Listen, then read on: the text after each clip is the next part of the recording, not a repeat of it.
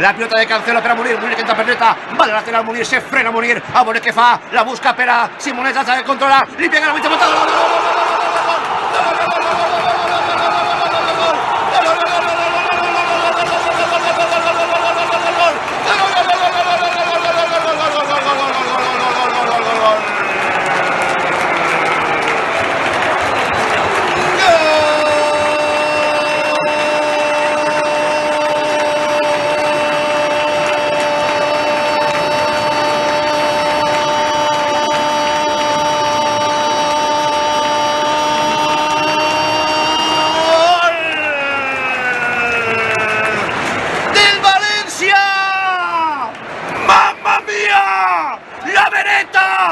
di Policoro, Simone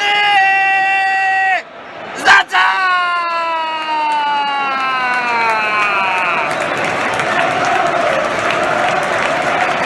La trova el València per dreta, Cancelo Munir que frena, posa una pilota en l'àrea, extraordinari control de Simone Zaza, a la mitja volta, la rebenta la pilota i rebenta Mestalla amb l'1-0 perquè ha marcat el València en el 5 de la primera.